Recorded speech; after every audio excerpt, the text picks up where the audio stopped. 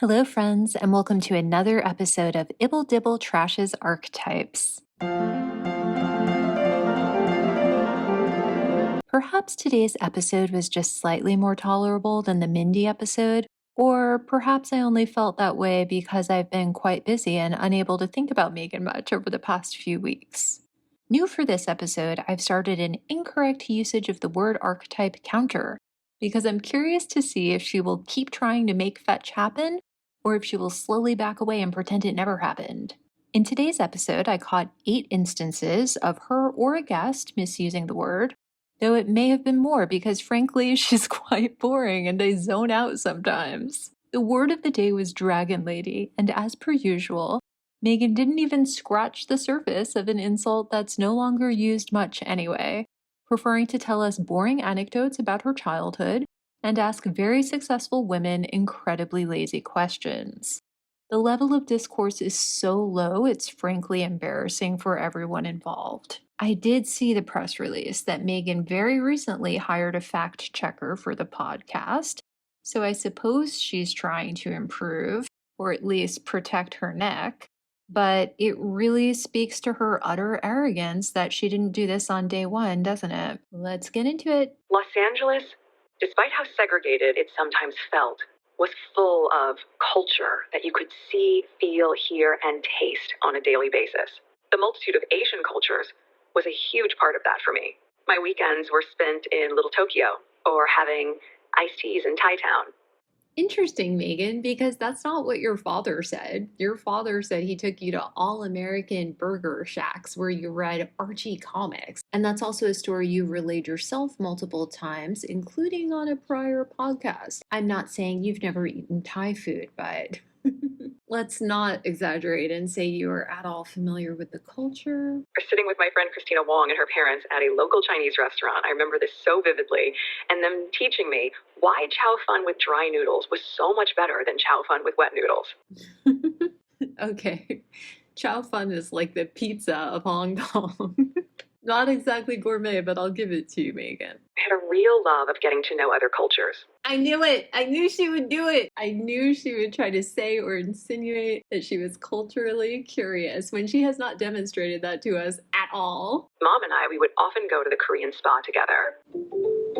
Oh no! Please stop, Megan! Did she say she often went with her mom to the Pacific Asia Museum? To the traditional Chinese opera performances put on at least annually by the Xinchang Qiaoqiang through the LA Philharmonic? No.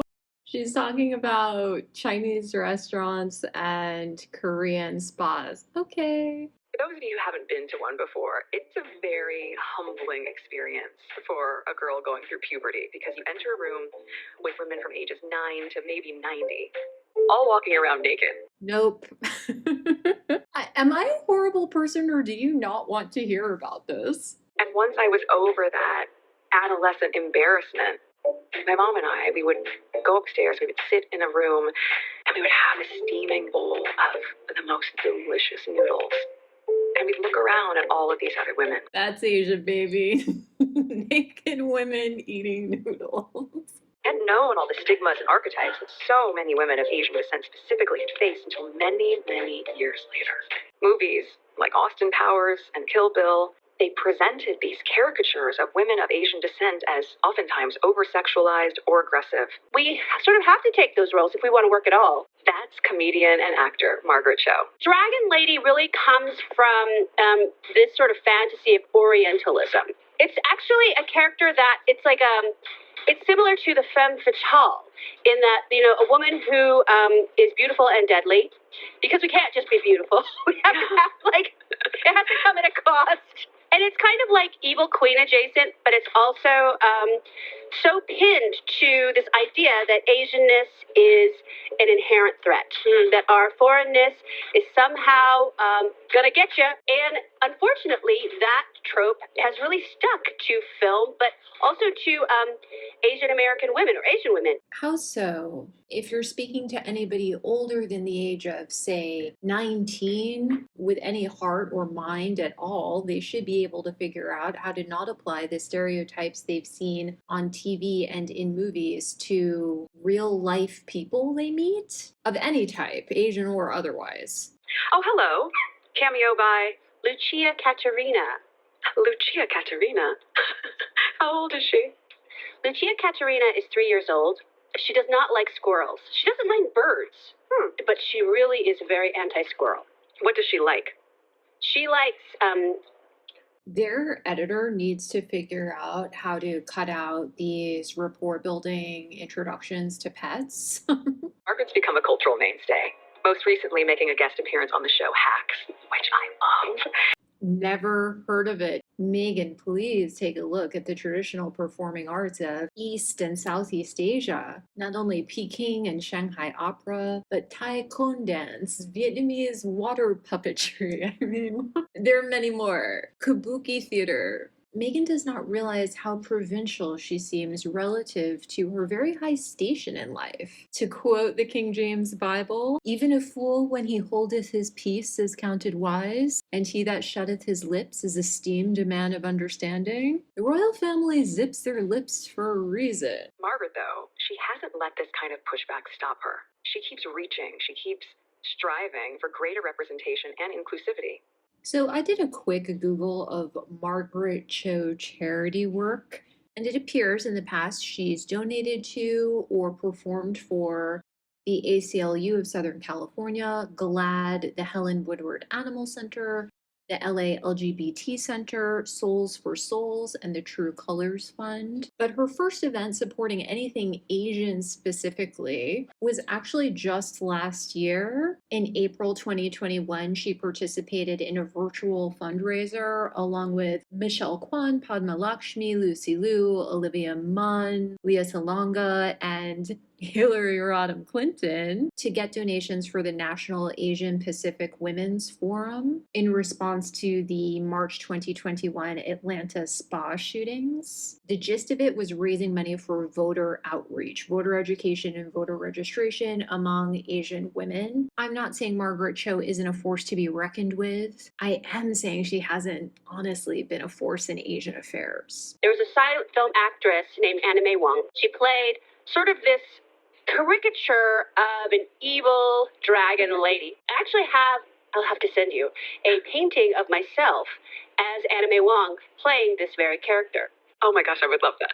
Wait, what? Why? What? Really seeing that made me really fascinated and want to see other Asian representation.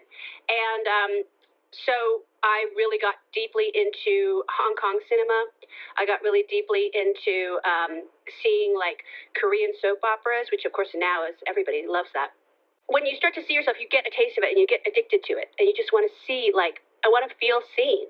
As if Margaret Cho's life appearance, work, or image have anything to do with Korean slap and kiss TV dramas. As we often do on Archetypes, we called up an expert. This time, it's sociologist Nancy Wong Yoon.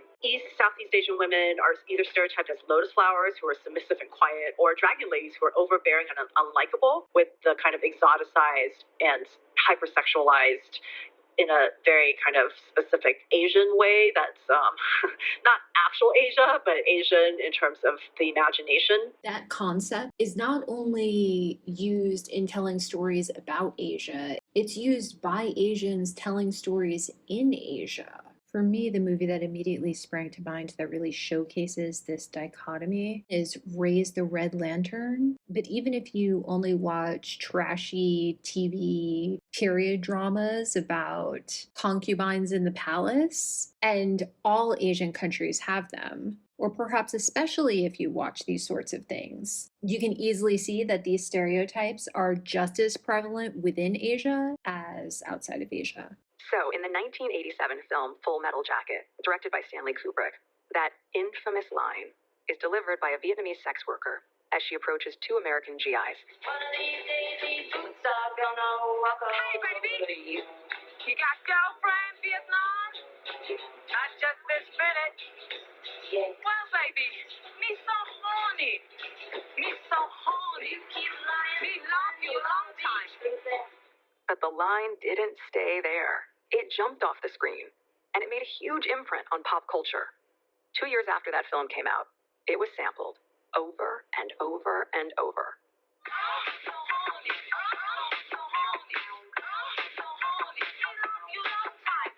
This track by Two Live Crew, it topped the Billboard charts.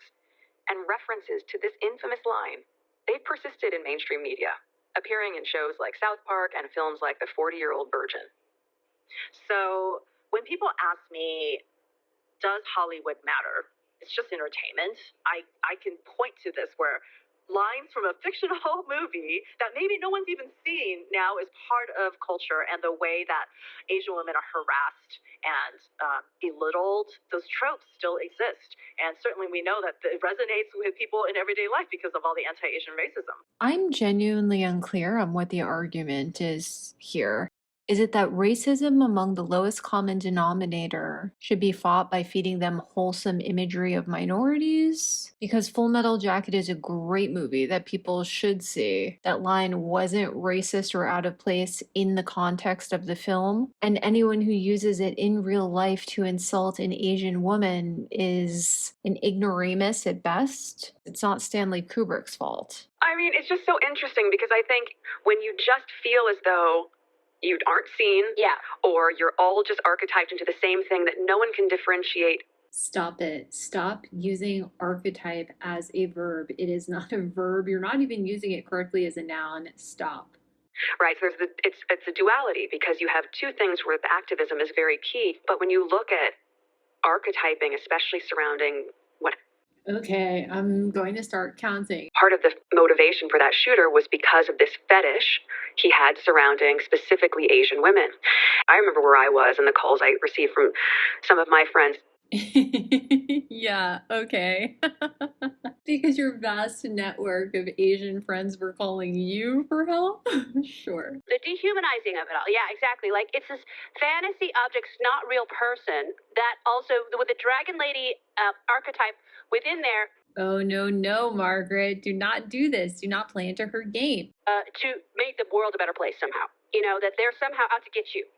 I mean, this is the psychology of mass shooters, whoever they're shooting. It's not about Asian women in specific. It's also been about white women, black children, gay men, fill in the blank. People don't realize how that seeped into us. It's even when, it's a different version of saying like, oh, I don't read the stories, I don't read tabloids, but you see the headline, so it makes an imprint.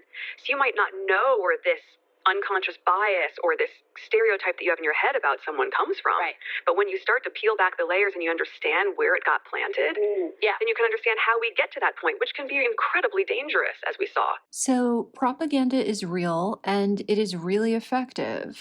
I highly recommend everyone educate themselves on both the concept of Overton windows and how they get pulled left and right via various means, and also who owns the media you personally consume, and how that ownership influences their various slants that you may unwittingly accept. As part of their Future of Media Ownership project, Harvard University has indexed US and Canadian mainstream media ownership and political donations by news media. It's all free and online, just a Google search away. Cui bono is the most important question we can ask to make predictions about other people and their actions. That said, there's no media conspiracy to denigrate Asian women, and there's no media conspiracy to denigrate Meghan.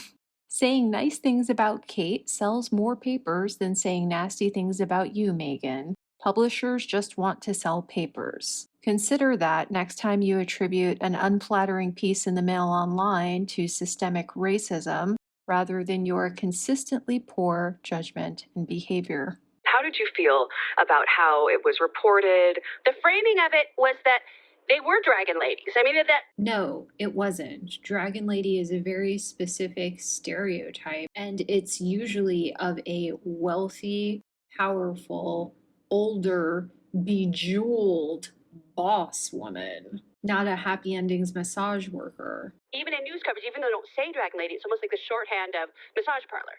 No, it's not, Margaret. I've never once heard those two terms used in the same sentence or even the same story. They're two very different cultural concepts. It's dehumanizing, and it's like only a fraction of who we could be, but it really is very much down to society's only like wanting us to appear a certain way, or only allowing us to appear a certain way. No, don't be absurd. The supposed thought process of a mass shooter who obviously has issues with racism and mental stability have nothing to do with how American society in toto views or wishes to interact with Asian women as monolith. It's lazy, it's inaccurate, it's unproductive. No.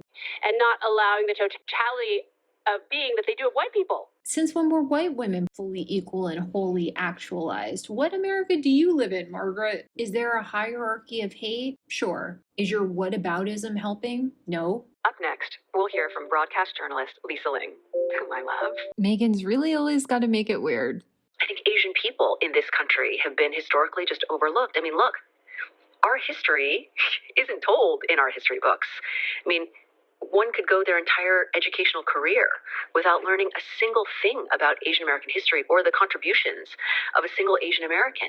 In fairness, American public education stinks all around. I think most recipients of an American public high school education would be unable to tell you more than one. Abolitionist, it's always going to be Harriet Tubman. Civil rights leader, it's always going to be Martin Luther King Jr. Feminist, it's always going to be Susan B. Anthony. Asian American contributions are not recognized in the American educational program, but nor are any other contributions. Latino contributions, not recognized. Native American contributions, not recognized. But also the contributions of European immigrants, Italian Americans, Irish Americans, Jewish Americans. These groups are not evaluated as groups with their contributions to American society and history recognized as the product of a community.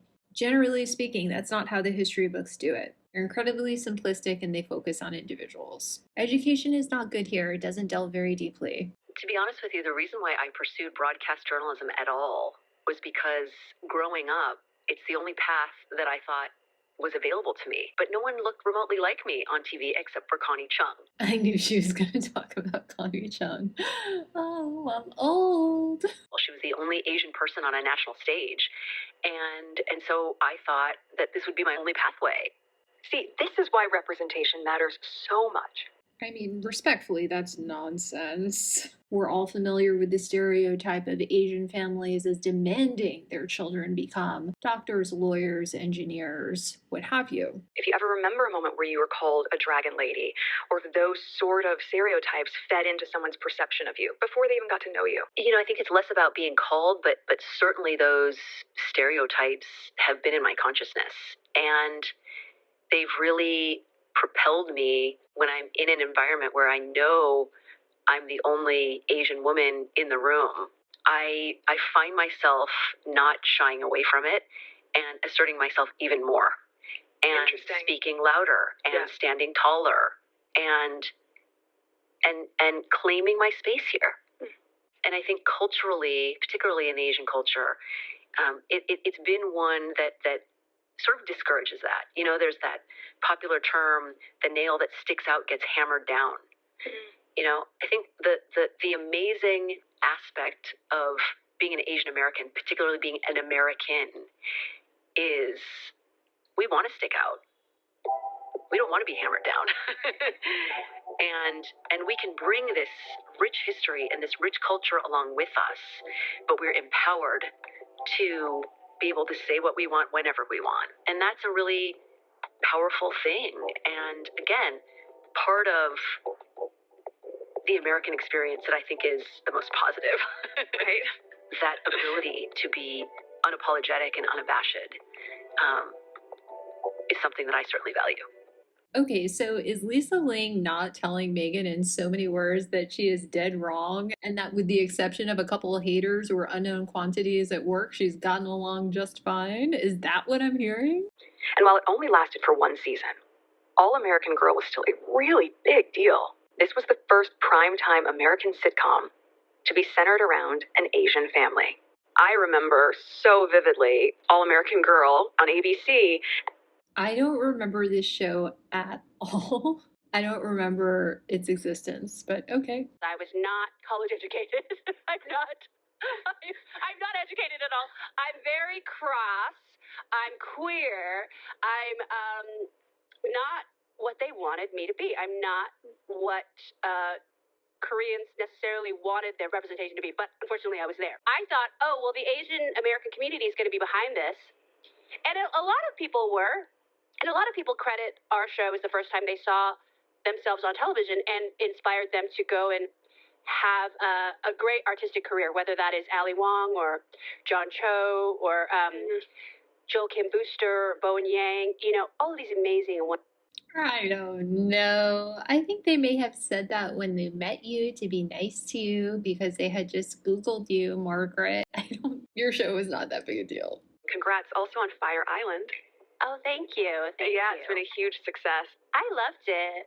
I love the movie. I mean, I love Joel and I love Owen. We actually talked a lot about you on set. Oh, really? We were just admiring you just so much. It's I really appreciate that. Oh no, the single interesting thing in this entire podcast was edited out. Do you think they were sitting around on set cracking jokes about Princess Megalomaniac? After all, comedians only roast the ones they love. That was Margaret Cho. And as you know, we also had Lisa Ling on the show today. But what you didn't know is we had a surprise guest pop in. Lisa's 9-year-old daughter, Jet. Do you have a question that I should ask your mom? Why don't you let me have a puppy? How tiresome. The dogs, the kids. I guess she's trying to seem relatable, but it's awkward and verges into icky mommy blogger territory for me. Also, as per usual, I felt in terms of history, culture, politics, there was so much that could have been discussed and just wasn't. The heart of the Dragon Lady stereotype really comes from wartime. So, of course, the elements of suspicion and malice are an important part of the stereotype, and it's also why the term is currently outdated. The same thing with the duality of the Dragon Lady versus the Lotus Flower. Plural marriages were quite common in Asia more recently than you might imagine. And the dynamics of first wives governing second and third wives, of course, had their effect on culture and media, as do the basic tenets of Confucianism. How those values persisted or didn't in Asian American communities would be an interesting thing to chat about. As usual, I got absolutely nothing out of this podcast, but it did make me reminisce about comedies in the 90s. So here are my final thoughts. What you just said is one of the most insanely idiotic things I have ever heard. At no point in your rambling, incoherent response were you even close to anything that could be considered a rational thought. Everyone in this room is now dumber for having listened to it. I award you no points, and may God have mercy on your soul.